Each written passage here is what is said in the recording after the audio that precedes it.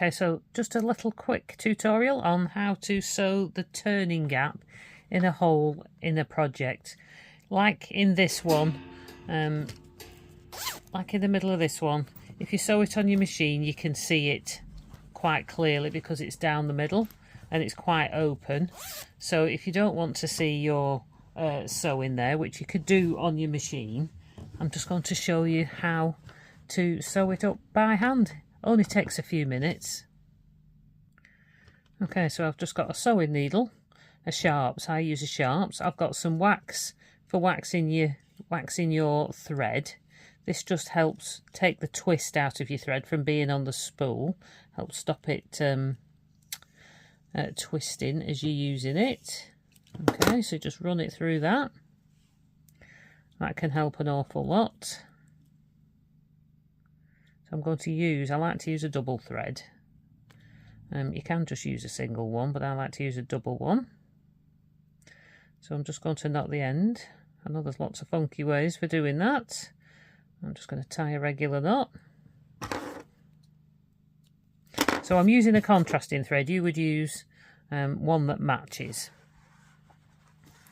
Okay, so preferably give this a press so that it stays closed. I'm just going to stick a couple of clips there just to keep it closed up. You could use a bit of glue to close it up as well. Okay, so you need to start off. So I like to take my needle up and under from the opening side up and out. That'll just catch my knot inside there. Don't pull it too hard and then you don't pull it out. Turn it back round and then I'm ready to go. So okay, so where your thread comes out, you want to go directly across to the other side. Leave about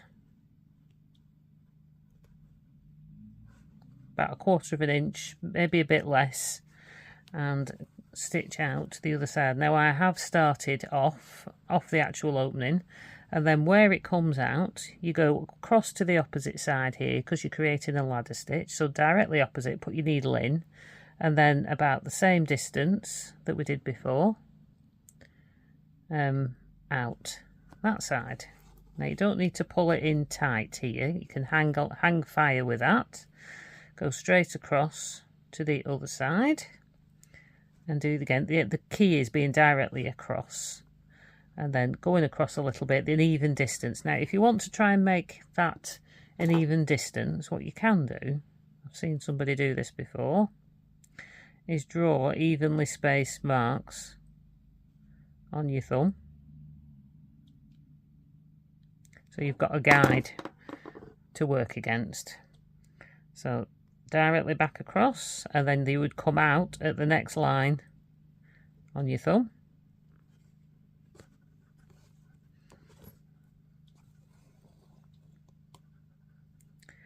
And then in and across, line it up with the next line, which is here.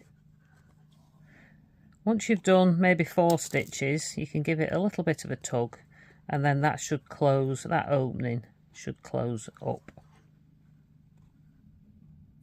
Okay, you can move your finger across at any time. So, and then just continue on like that until you get all the way to the end of the opening. Okay, so I've just done the last couple of stitches. Now, as you can see, even though I've done it in a contrast colour, you can barely, if at all, see them blue stitches once you've pulled it in. Now you need to try and keep them straight, because if you go off at an angle, it twists it a bit. It twists your seam a bit as you pull it. So I'm just at the end now, so I'm going to take that last one in, and I'm going to bury it, sort of come further along out of my fabric here, come up in the seam, come along a bit further up. So I've gone inside where it's already stitched in the seam. I'm just going to do the same one again and then go through the loop, trying to hide it down in that seam. This one I'm just going to put my needle through the loop so it fastens it off, and then I'm just going to go down and I'm going to go all the way along up here somewhere, come back out. Hopefully it will pull that little bit in there. Pull it a little bit so it concertinas up, snip it, and then pull, and then that disappears down inside. And I think the only bit you can see is that tiny bit of blue there, but you'll be doing it in a coordinating colour, so you won't see that at all. And then that's your stitched up invisible lining, and that literally took probably less than 10 minutes, maybe about 6 or 7 minutes to do that. So it's definitely worth taking the time. And then when it's pushed down inside your pouch, it sits nice and flat and you don't see a raised seam with machine stitching on.